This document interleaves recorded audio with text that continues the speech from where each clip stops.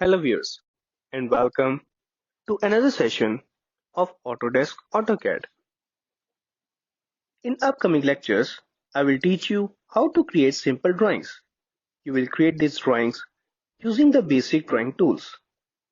These tools include line, circle, polyline and rectangle and so on, and they are available in the draw panel of the ribbon.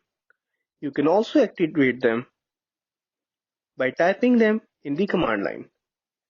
First, we will see about lines. You can draw a line by specifying a start point and end point using the line tool. However, there are various methods to specify the start and end of a line. These methods are explained in the following examples.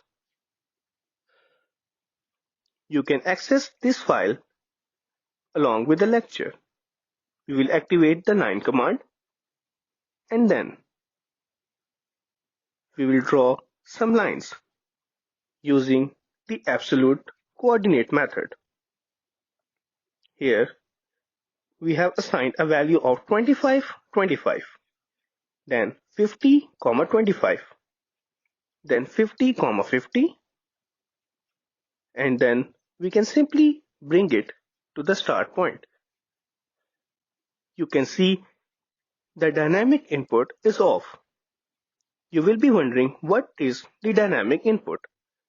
We will see it in a short while. Another way to create a very similar drawing is using the previous references. To start, we will start with a point, say 75, 25, which is 75 in x-axis and 25 in y-axis. Then we will write at the rate of sign and then 25, 0.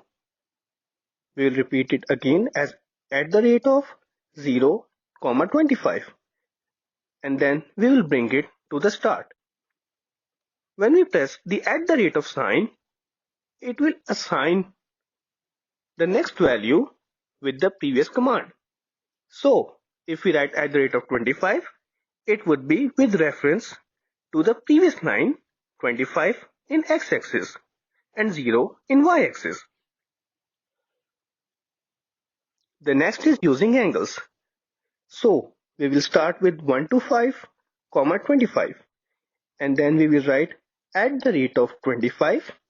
We will use the greater than sign and then 0, which means 25 in 0 degrees, then 25 in 90 degrees, then 25 in 180 degrees, and we will bring it back to the start point again.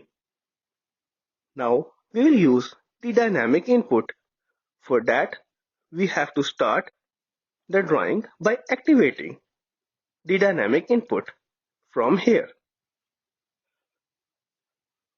We will simply write 25 in that specific direction, slide the cursor upward, give it a value, slide it left, give it a value, and bring it to the initial point.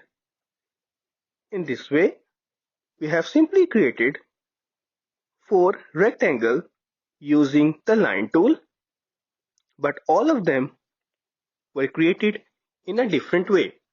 The first was with the absolute coordinate system. The next one was the relevant coordinate system. The third one was relevant but with angles. And with the fourth one, we gave the dynamic inputs in specific directions. So we will be using them all along in this course, so it will get clearer and clearer with the passage of time. See you in next session. Till then, take care.